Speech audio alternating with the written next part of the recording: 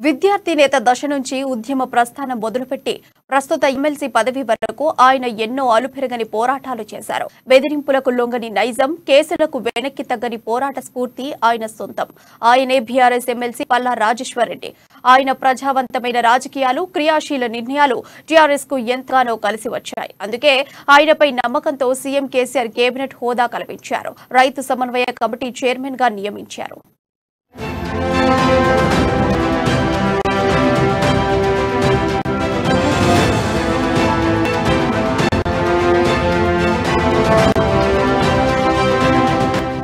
విద్యార్థి నేత దశ నుంచి ఉద్యమ ప్రస్థానం మొదలుపెట్టి ప్రస్తుత ఎమ్మెల్సీ పదవి వరకు ఆయన ఎన్నో అలుపెరగని పోరాటాలు చేశారు.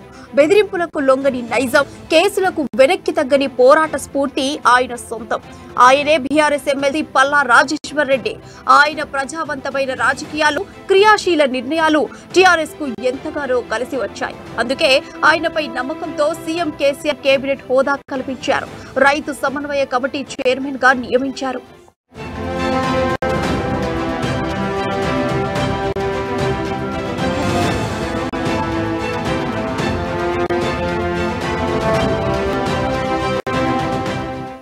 విపక్షాల విమర్శలకు తనదైన శైలిలో దిగుగా పల్లా రాజేశ్వర్ రెడ్డి సమాధానం చెబుతారు. ఆయన మాటలు యువతను ఆలోచింపజేస్తాయి, మేధావుల మనసుల్ని కదిలిస్తాయి. అంతేకాకుండా ఎన్నో సేవా కార్యక్రమాల్లో చురుగ్గా పాల్గొంటారు. నిత్యం ప్రజల్లో ఉంటూ వారి సమస్యల పరిష్కారం దిశగా కృషి చేస్తారు. పార్టీని, శ్రేణుల్ని ముందుండి నడిపించడంలో పల్లాది ప్రధాన పాత్ర. సంస్థాగత ఎన్నికల్లో టీఆర్ఎస్ అభ్యర్థుల విజయానికి ఎంతో తోడ్పాటు అందించారు.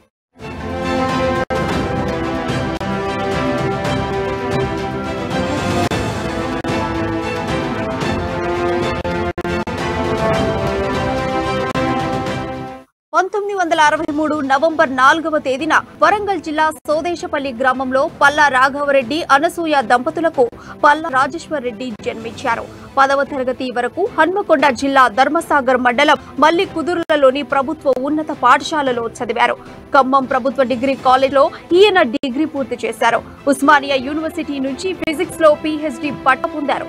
చదువుకునే రోజుల్లోనే ప్రజాసేవకు అంకితమైన పల్లా రాజేశ్వర్ రెడ్డి 1985 నుంచి 1987 వరకు ఉస్మానియా యూనివర్సిటీ ఎస్ఎఫ్ఐ కార్యదర్శిగా పనిచేశారు. అలాగే 1988 నుండి 91 వరకు ఎస్ఎఫ్ఐ హైదరాబాద్ నగర కార్యదర్శిగా ఉన్నారు.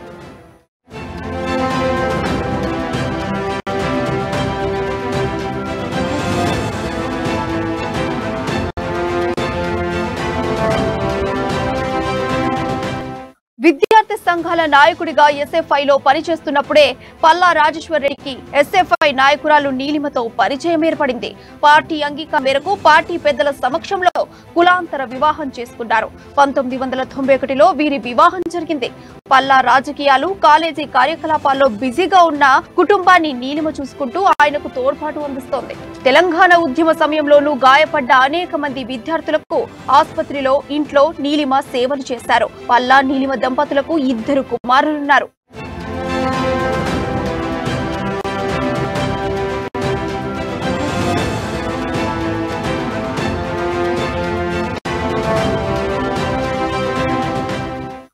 పల్లా చిన్నతనంలో గ్రామంలో కరెంటు సౌకర్యం ఉండేది కాదు. అది మామూల పల్లె కావడంతో కనీస రవాణా సౌకర్యాలు సైతం లేకపోయేవి. అనసూయ, రాఘవరెడ్డికి 3 మగ సంతానం. అందులో పల్లానే పెద్దవాడు. తండ్రి రాఘవరెడ్డి భూములు అమ్మి 3 ఉన్నత చదువులు చదివించారు. పల్లా 7వ తరగతి వరకు పక్కనే ఉన్న మల్లికుదుర్ల గ్రామంలో చదువుకున్నారు. ప్రతిరోజు 2 కిలోమీటర్లు నడుచుకుంటూనే స్కూల్ కి వెళ్లేవారు. స్కూల్ నుంచి తిరిగి వచ్చాక కిరోసిన్ దీపాల వెలుగులోనే చదువు సాగేది. తండ్రికి సాయంగా వ్యవసాయం కూడా పల్లా రాజేశ్వర్ రెడ్డి చేశారు. పొలంలో మూట కొట్టి పశువులను మేపి తండ్రికి చేదోడు వాదోడుగా ఉండేవారు. ఊరి కష్టాలు చూసి పల్లా చలించిపోయేవారు. ఎప్పటికైనా ఈ పరిస్థితిలో మార్పు రావాలని అనుకునేవారు.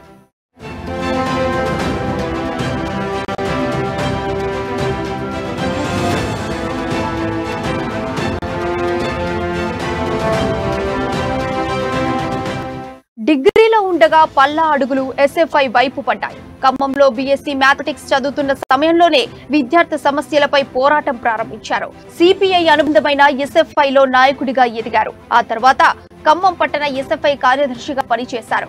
డిగ్రీ తర్వాత ఉస్మానియా వర్సిటీలో ఫిజిక్స్ లో పీహెచ్డీ చేశారు. పీహెచ్డీ సందర్భంగా యూజీసీ ఫెలోషిప్ కు ఎంపికైన ఏకైక విద్యార్థి పల్లా ఒక్కరే.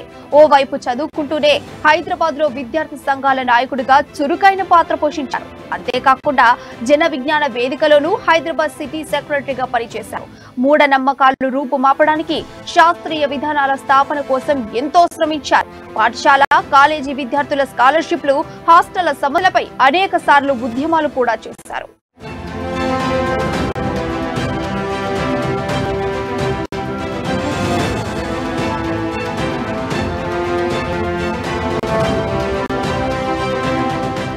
పీహెచ్డీ పూర్తి చేసిన తర్వాత ప్రైవేట్ కాలేజీ లెక్చరర్ గా 8 ఏళ్లు పల్లా రాజేశ్వర్ రెడ్డి పనిచేశారు. ఎన్నో కష్టాలకు వచ్చి ఉద్యోగం చేశారు. ఆ అనుభవాలను దృష్టిలో పెట్టుకుని సొంతంగా కాలేజీ స్థాపించాలనే ఆలోచన ఆయనకు వచ్చింది. శ్రీ సాయి డిగ్రీ కాలేజీతో మొదలైన ప్రస్థానం నేడు 4 జిల్లాల్లో 6 క్యాంపస్లకు చేరుకుంది.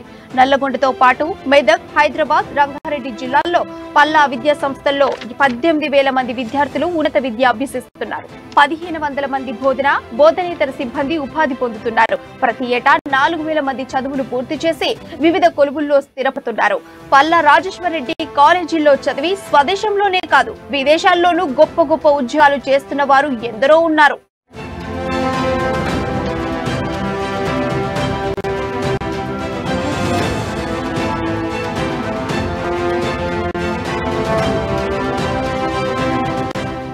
రైతు కుటుంబంలో జన్మించారు కాబట్టి పల్లా రాజేశ్వర్ రెడ్డికి రైతు కష్టాలు తెలుసు. అందుకే సీఎం కేసీఆర్ రైతుల బాధ్యతను పల్లాకు అప్పగించారు. ప్రశ్నించే తత్వం, సమస్యలపై పోరాడే నైజం పల్లా రాజేశ్వర్ రెడ్డి సొంతం. కాలేజీలో స్టూడెంట్ లీడర్ గా, ఎస్ఎఫ్ఐ నాయకుడిగా విద్యార్థుల్ని ముందుండి నడిపించారు. సిపిఎంలో ఉన్నప్పుడే ప్రత్యేక రాష్ట్ర ఏర్పాటు ఆవశ్యకత గురించి పల్లా ఆలోచించారు. ఆ పార్టీలోని అనేక వేదికల మీద ఈ అంశంపై చర్చించారు. వరంగల్లో జరిగిన తొలి తెలంగాణ జనసభకు సైతం హాజరయ్యారు. 2001లో కేసీఆర్ తెలంగాణ రాష్ట్ర సమితి స్థాపించి ప్రత్యేక రాష్ట్ర పోరాటం ఉధృతం చేసిన తర్వాత ప్రతి సందర్భాన్ని నిశితంగా పరిశీలిస్తూ పరోక్షంగా ఉద్యమానికి మద్దతుగా నిలిచారు.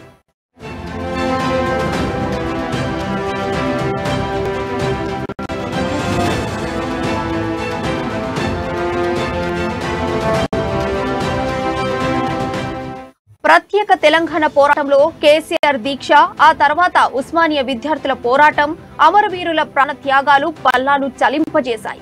తెలంగాణ కోసం తన మిత్రుడు వేణుగోపాల్ రెడ్డి ఆత్మ బలిదానం చేసుకోవడంతో ప్రత్యక్ష పోరులో తాను పాల్గొనాలని నిర్ణయించుకున్నారు. వేణుగోపాల్ రెడ్డి అంతిమయాత్ర హైదరాబాద్ లో నిర్వహించినప్పుడు పోలీసులు లాఠీచార్జ్ చేశారు. ఆ ఘటనలో పల్లాపై 18 సెక్షన్ల కింద 11 కేసులు కూడా బనాయించారు. అక్కడితో ఆగకుండా హత్యా నేరం కూడా మోపారు. 11 రోజుల పాటు చెంచల్గూడ జైలులో పల్లా గడవాల్సి వచ్చింది. జైల్లో ఉన్న పల్లా ఏమాత్రం బాధపడలేదు. రెట్టింపు ఉత్సాహంతో ఆ తర్వాత ఉద్యమంలో పాల్గొన్నారు. 4 ఏళ్ల పాటు బోయు జేఏసీ జరిపిన ఉద్యమంలో కీలక భూమిక పోషించారు.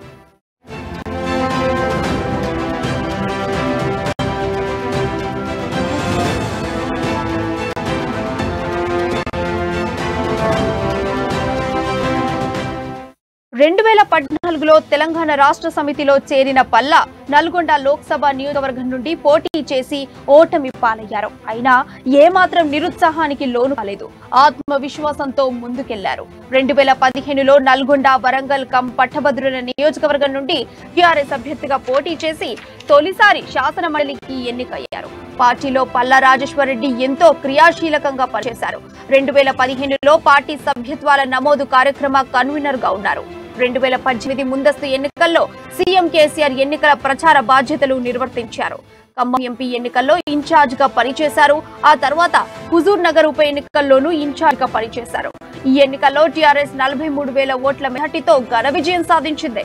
పల్లా రాజేశ్వర్ రెడ్డి సేవలను గుర్తించిన సీఎం కేసీఆర్ 2017లో తెలంగాణ రాష్ట్ర సమితి ప్రధాన కార్యదర్శిగా వారిని నియమించారు.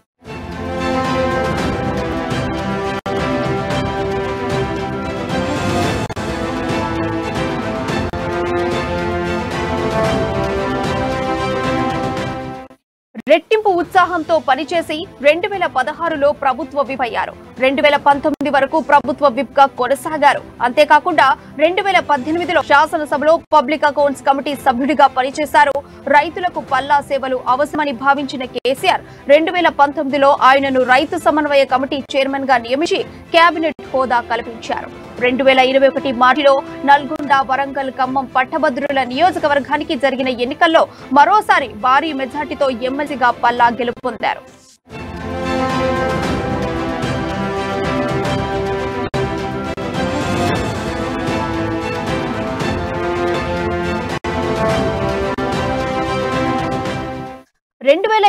సెప్టెంబర్ 16న రెండోసారి ఎమ్మెల్సీగా ప్రమాణ స్వీకారం చేసిన పల్లా రాజేశ్వరరెడ్డి శాసన మండలిలో ప్రజా సమస్యలపై గలం విప్పారు.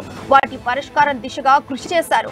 క్షేత్ర స్థాయిలో పర్యటిస్తూ స్వయంగా జనాల సమస్యలను తెలుసుకుంటారు. అంతేకాకుండా రైతుల కోసం కూడా ఎన్నో మంచి కార్యక్రమాలు చేపట్టారు. కేసీఆర్ సైన్యంలో సైనికుడిగా పనిచేస్తూ రాష్ట్రాన్ని దేశంలోనే అగ్రగామిగా నిలిపే దిశగా తీసుకెళ్లడమే అంతిమ లక్ష్యంగా పల్లా చెబుతున్నారు.